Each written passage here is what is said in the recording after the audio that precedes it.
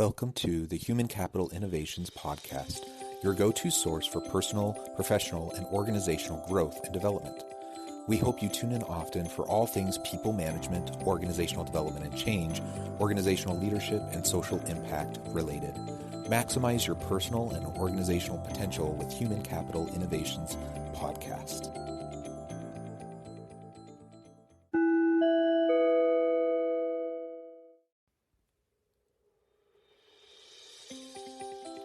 Welcome to the Human Capital Innovations Podcast. In this HCI podcast episode, I talk with Josh Bersin about his latest annual report on the HR technology market published March 16th, 2021. The 2021 report addresses important sector trends, including a move from HR technology to work technology, a focus on employee experience, including the wider implications of the introduction of Microsoft Viva, and the growth of systems of productivity to make work easier.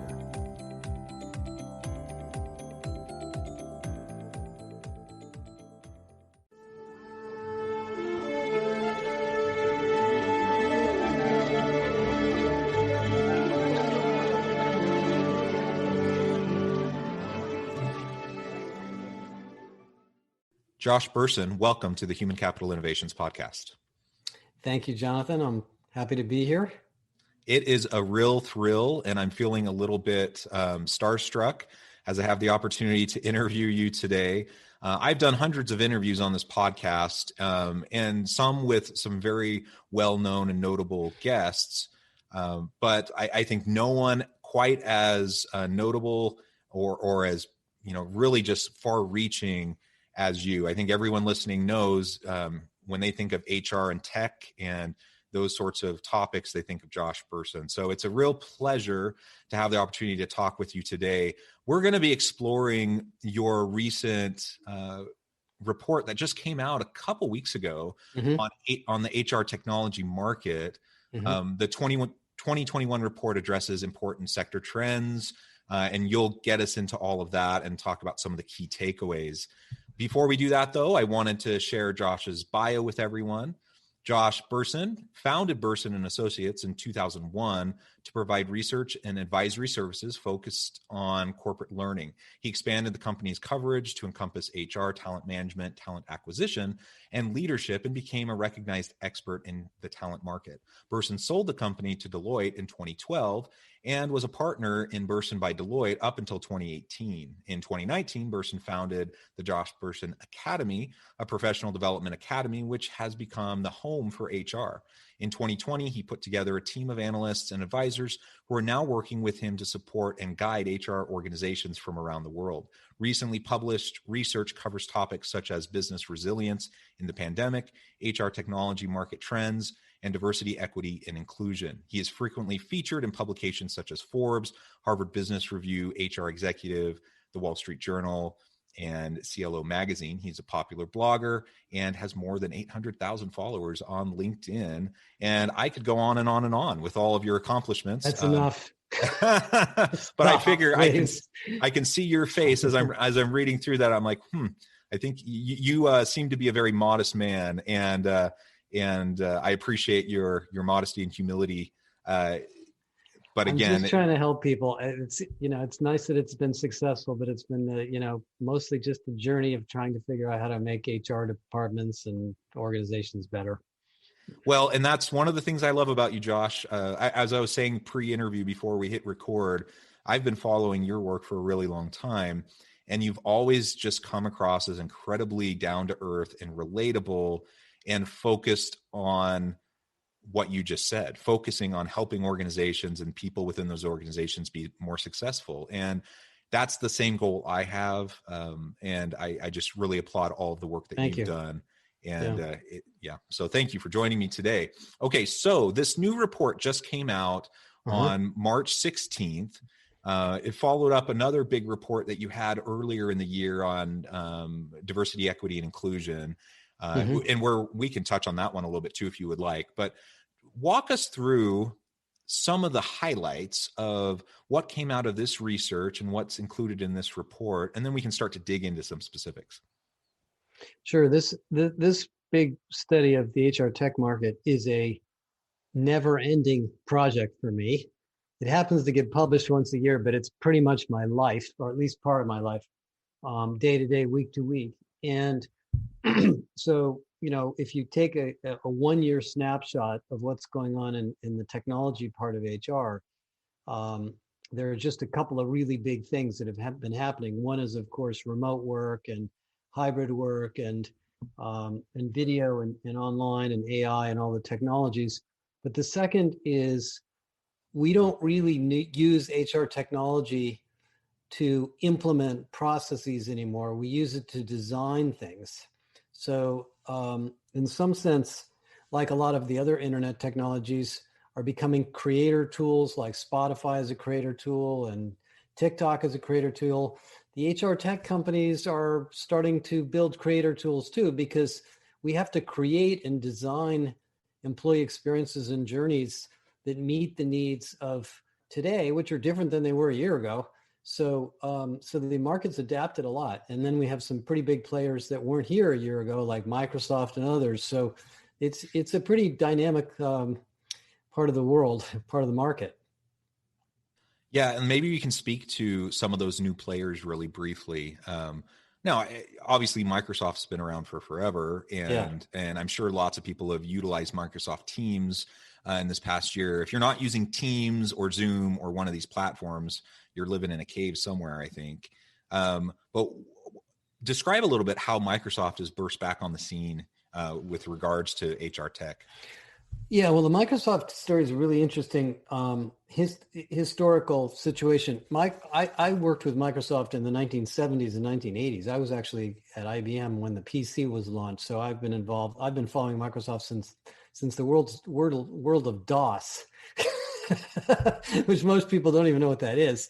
But anyway, it's a massive company with 70% of corporations use Microsoft tools for word processing, email, messaging, document management, database applications, and so forth.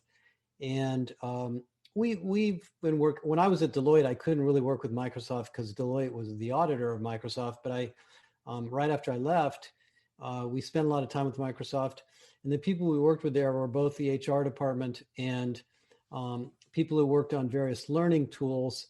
And we had a few chief learning officer groups come up with us to Microsoft.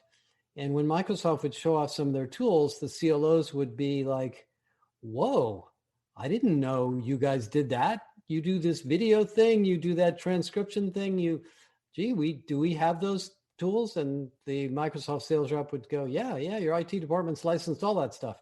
So there was this awakening going on that, wow, a lot of these things Microsoft's been building are actually pretty good initially in the learning space. And of course, Microsoft acquired a technology in workplace analytics, which is embedded into Microsoft 365. They were building and are building all sorts of indexing technology. They have a video service called Stream, and all these things were getting sold to IT, and the HR people didn't even know about them, to be honest. And one of the things that happened was, partly from our meetings with a lot of Microsoft product managers, is the product guys started to light up and say, ooh, there's a bunch of people out here in this HR learning part of business that could potentially be customers of ours. And and they awakened to the fact that, in fact, there's another big thing going on, which is companies are trying to build an integrated employee experience, because of course Teams exploded in growth. It was wildly successful as a communication platform. And so all these product managers that had these different application areas came together and created this thing called Viva. And what Viva is, and the way it's positioned, is it is an employee experience platform. Now that is a name that I actually coined a couple of years ago in a little bit of an earlier implementation. And it is really a platform that is designed to integrate many of the employee apps that we have at work. And it turns out, if you look at how many apps people have, the average large company has 120 employee applications. And I'm sure a lot of them, there's more than that, but that's as many as Okta could find. So we have a situation where we have a pandemic. People are working at home. They're trying to be online. They're trying to be more collaborative. They're busy. They're overworked. They're getting too many interruptions. They have all these applications. And, why wouldn't you want something to integrate it all together? Along comes Microsoft, and they have this suite of tools to do that. So that's what Viva is. And it's disruptive to the market for a whole bunch of reasons. There's a learning application in there that will potentially disrupt a lot of the learning vendors. There's an analytics application in there that's potentially a place to integrate a lot of well-being tools and productivity tools. They have a very advanced indexing technology that can help you find and search and locate experts using what's called the Microsoft Graph, which is all of the content and documents and exchange messages that you send. And then they have a tool called an app called Connections, which is basically an employee portal, which is also another massive part of HR. So they have, in one fell swoop, kind of, ripped across these four big areas of HR technology. And because it's built on so much existing Microsoft technology, most big companies already have a lot of the underlying pieces they need to implement Viva. So it's getting a huge amount of attention, and it's a very, very important technology for every HR department. And I think Microsoft's going to be very successful with it. Yeah, well, that's super interesting. And I know, so I'm a university professor and I do consulting on the side, including, things like this podcast. But at my university, as many universities have, pretty much all universities have had to do over this past year, is we had to, snap our fingers and go virtual almost overnight.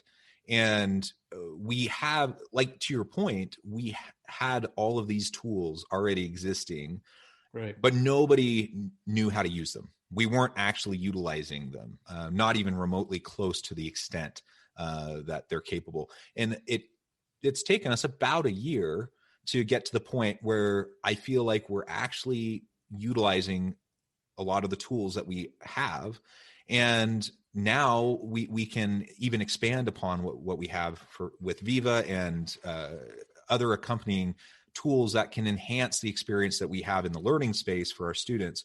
The other piece that you just mentioned is really the disruptive piece.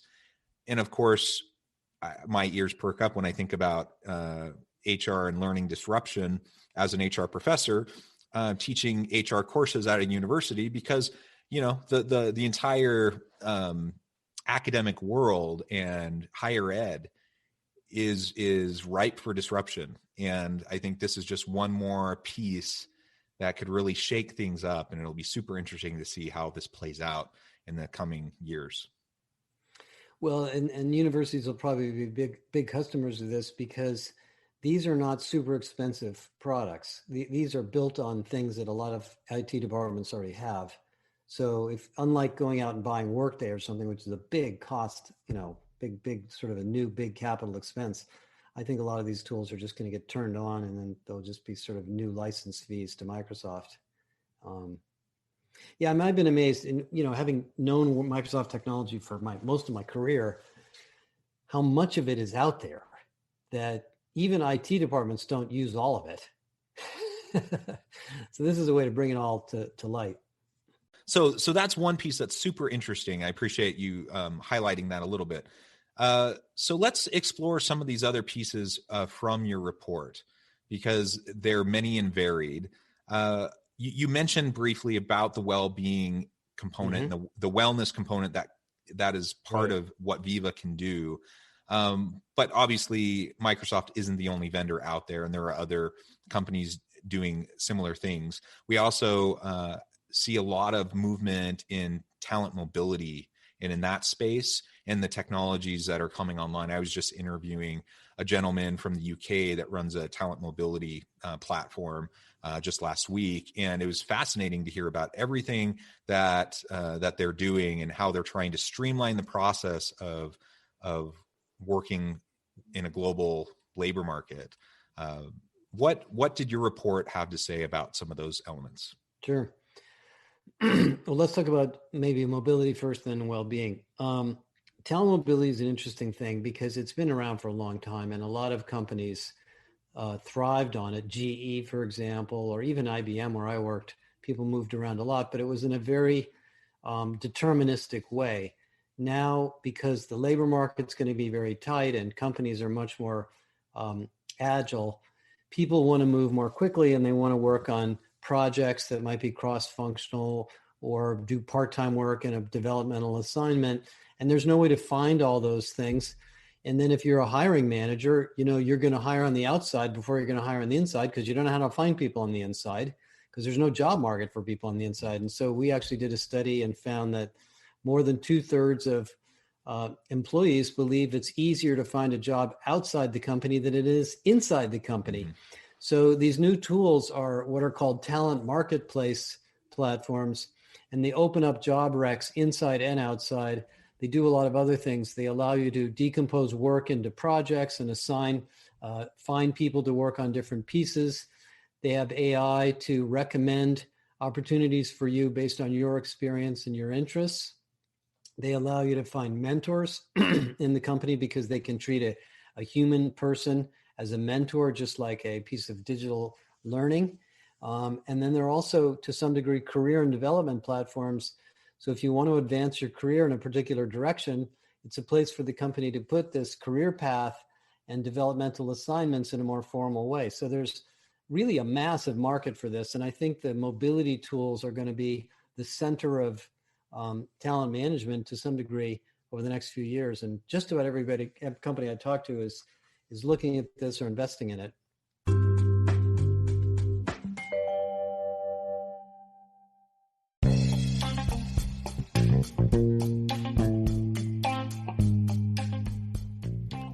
I'm excited to announce the publication of my new book from HCI Press, The Alchemy of Truly Remarkable Leadership: Ordinary, Everyday Actions that Produce Extraordinary Results. Consider how the nature of work has shifted over the past 50 years. With increased globalization, rapid technological advancement, and the shift in economic composition, the average job of today looks very different than the average job of 50 years ago. What will the jobs and organizations of tomorrow look like? Moreover, what does this all mean for organizational leaders? What are the core competencies and capabilities of organizations and their leadership that are prepared for continued disruption and geopolitical and socioeconomic shifts? Regardless of what the future holds, increasingly, leaders need to be socially minded, data-driven, decisive, champions of talent, and disruptors of the traditional notions of leadership, teams, organizations, and work. The Alchemy of Truly Remarkable Leadership will help you to explore your own leadership competencies and capabilities and consider ways to apply and implement them into your workplace and personal life.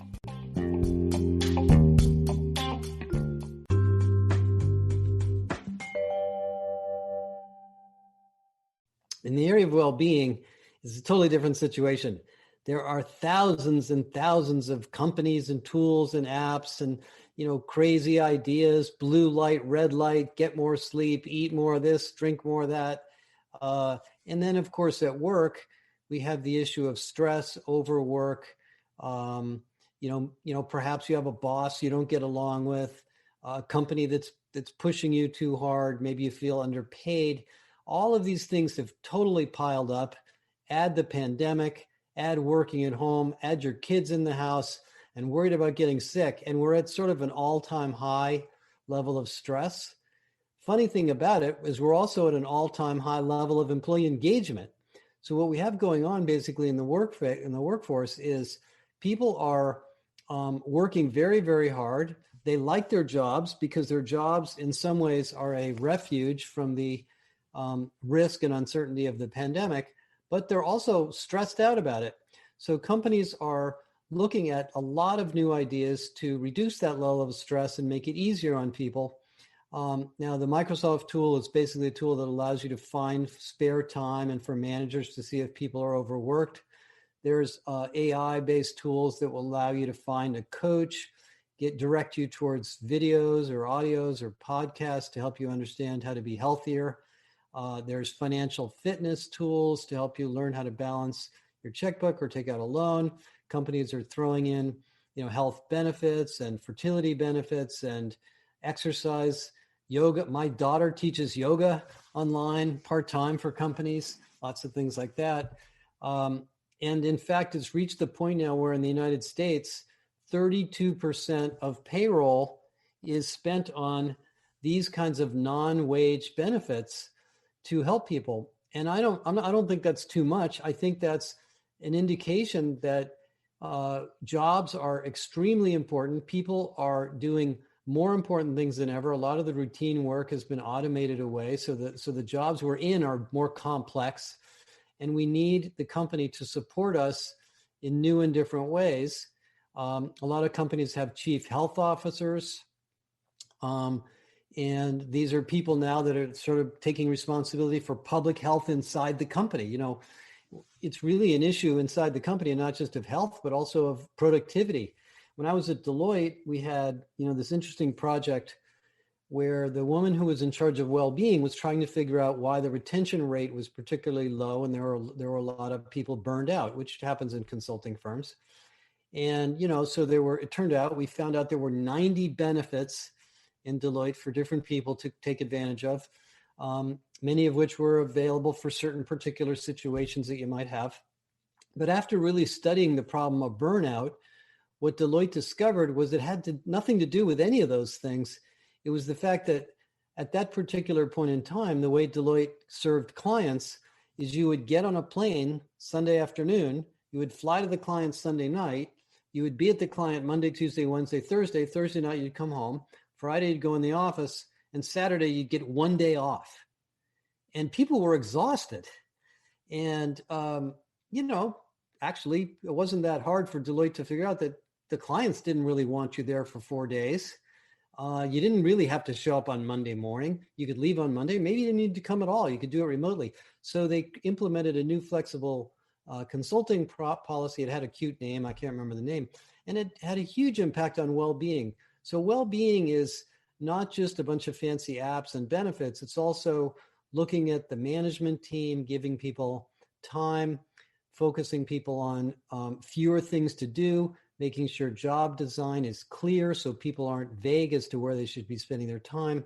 And this is reaching all aspects of HR now, leadership, the benefits department.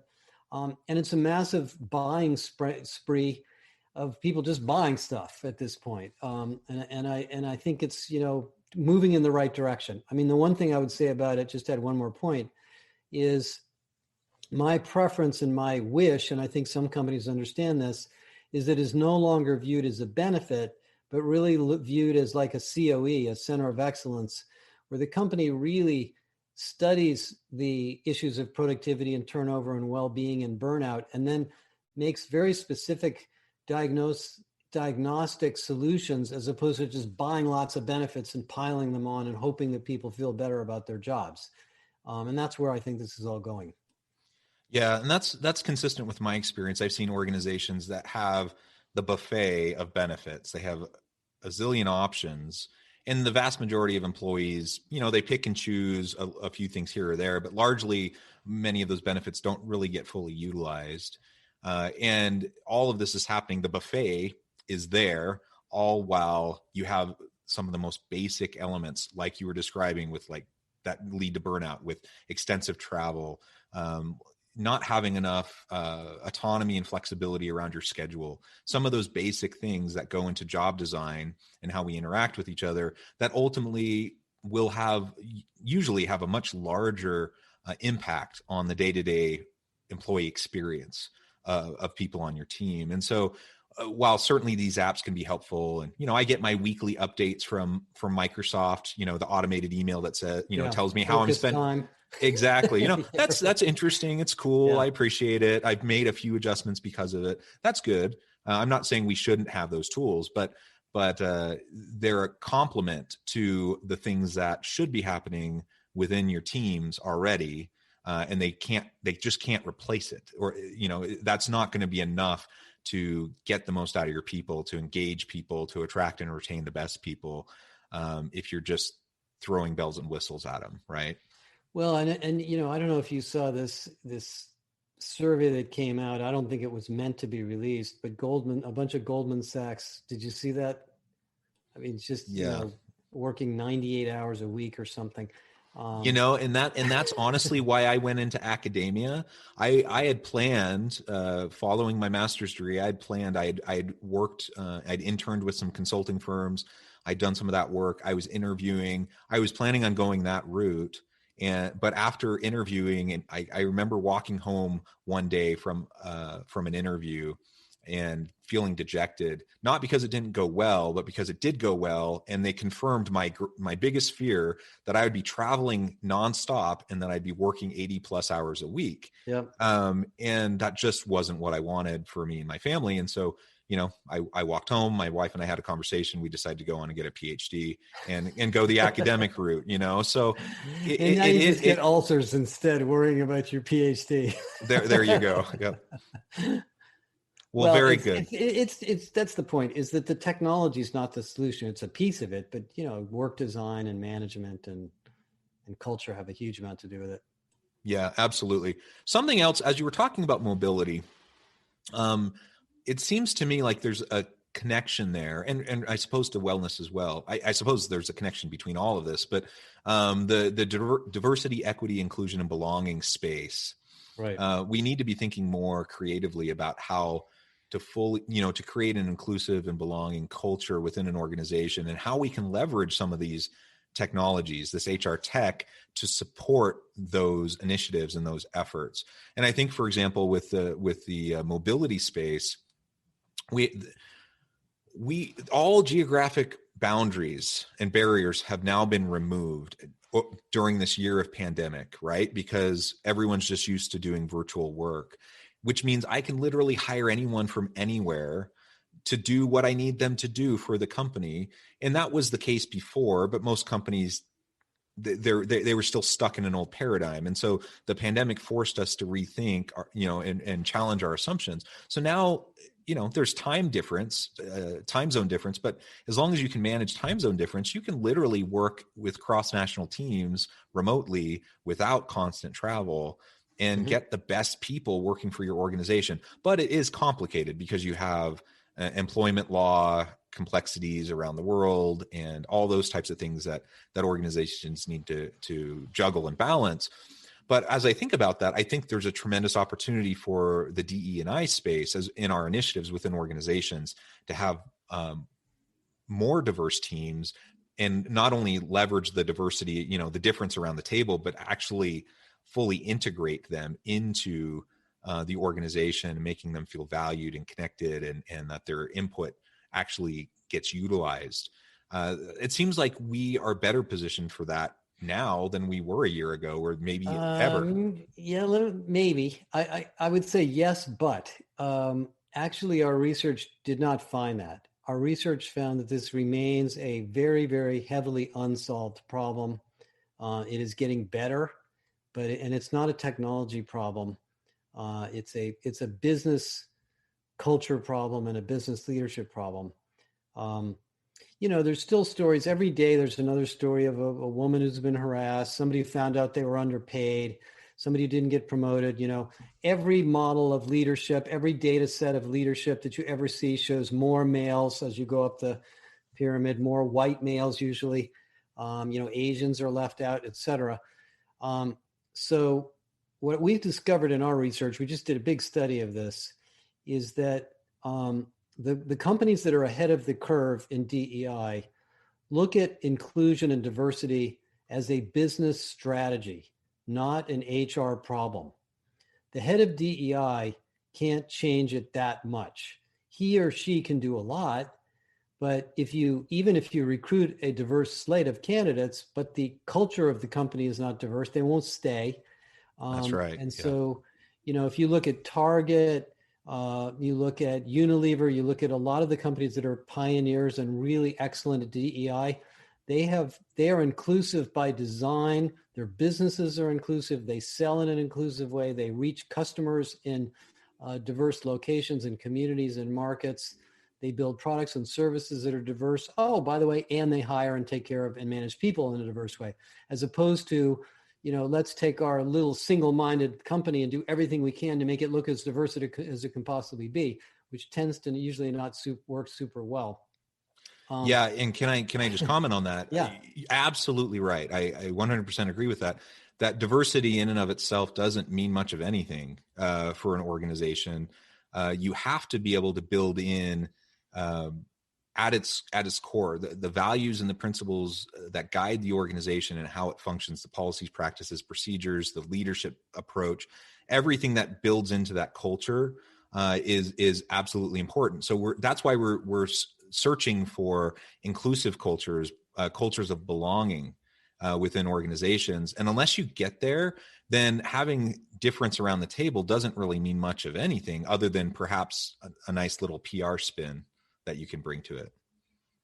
yes, and yeah, absolutely. I mean, we found that from all of our research. Um, and I think the other thing that's interesting from the research is there's a lot of companies hiring heads of DEI, and I think that's a very difficult job if the top business leadership does not believe in this. Absolutely. So it's an interesting trend. In some degrees, it's a little bit of a fad right now to focus on this topic and to publish a bunch of metrics, which definitely helps. Um, but I think it comes down to thinking about the business in a different way. At Target, the head of DEI there says basically this is a business function. Diversity and inclusion it's not an HR function, it's a business function. They look at it across the whole supply chain, every part of the company, what they sell, who they sell it to, and of course the HR things. Um, and technology doesn't make a huge difference. I mean, you have to measure and do analytics, but it isn't, you can remove some bias in recruiting with technology, but it's more of a culture problem or a culture strategy than anything else. Yeah, yeah, excellent. So maybe one more point from the report, and then I know you're busy and we'll have to get on with your day. Uh, your report talks about how people view their role in society. That's actually something I do a lot of research in myself. Mm-hmm. And I've found consistently how important that is within the workplace and how people connect with their employers and with their jobs, how they find meaning and purpose. What specifically did your report find in relation to this? Well, I mean, my position and findings and thinking about this is that the best companies, work is a manifestation of your purpose in life. You love your job, you love your work, you feel affiliated with the company, the mission, the purpose. You feel like the company is doing things that you want to be a part of. You enjoy the people you're working with. And it's just this wonderful part of your life. You're engaged, you're in flow, you're learning things. And that all does come down to a sense of purpose. I think human beings generally work because we want to do something for others, I'm obviously making money is a piece of it, but if the only reason you're going to work is to make money, you're probably not going to be happy no matter what job you have. So when you find a job that you're good at and you really can contribute in your own personal way, you're going to be actually pretty jazzed about it, regardless of how much money you make. And we did a study on the pandemic, the response to the pandemic, and studied a bunch of companies that did respond and didn't respond. And the companies that were the most responsive reinvigorated and recommunicated their purpose and mission as an organization. We are here to make the world healthier. We are here to make people's lives better. We are here to feed the nation, etc. Those kinds of higher level purposes give people energy and a sense of sustainability and resilience in difficult times. And, it's not just a ESG program and a website and something that looks nice in a brochure. It has to be part of the real company's mission.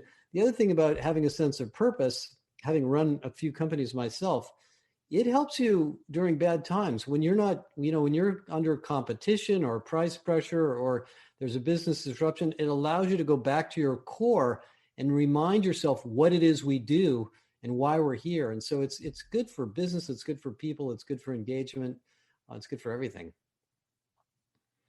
Yeah, well said. And I think that's a good place to stop for today. Josh, it has been a real pleasure talking with you. This is a tremendous report. I encourage listeners to go out and track it down. I'll put a link in the show notes, and and please check it out. Before we close, though, I wanted to give you a moment where you could share with listeners how they can get connected with you, find out more about the Bersin Academy, anything else that you would like to share, and then give us the final word on the topic for today. Well, I'm pretty easy to find. You can go to joshbersin.com or you can go to bersinacademy.com, and I'm also on Twitter and LinkedIn. Final thought, I guess given where we are in almost the beginning of April, we're starting to come out of the pandemic. I think we have to sort of consider the fact that almost everybody in the world has been through a year of trauma, and we're all as excited as ever about getting back to our whatever normal lives is. And so I think this is a period of time where it's okay to give people some time off, give them a sense of joy for a change. You're going to have an incredible economy ahead. There's no question in my mind the economy is going to boom for at least a year or two.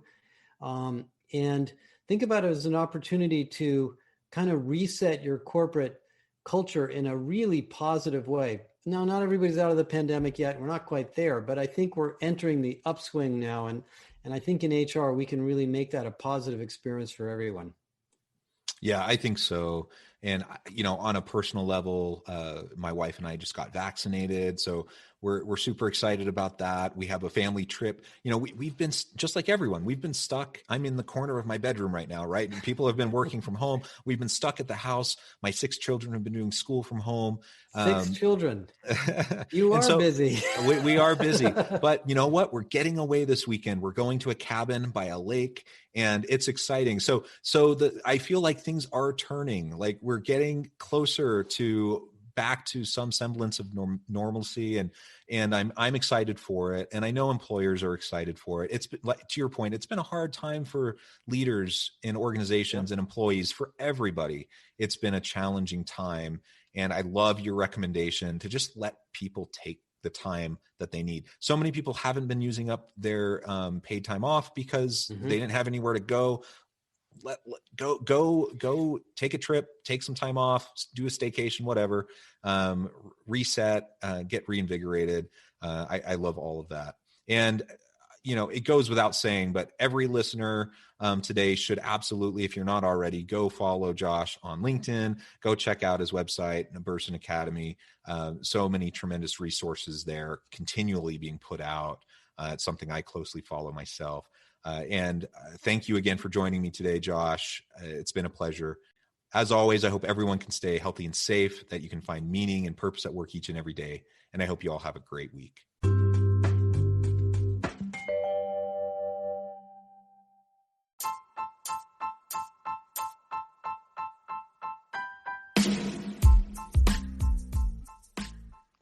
We are excited about the launch of HCI's new magazine, Human Capital Leadership. Human Capital Leadership is a free, interactive e-magazine designed to help individuals, leaders, and organizations find innovative approaches to maximize their human capital potential.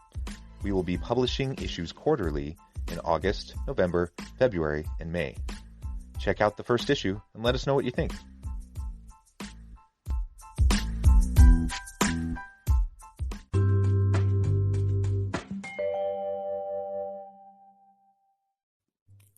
Thanks again for joining us for this episode of the Human Capital Innovations Podcast. I hope you stay healthy and safe and that you have a great week.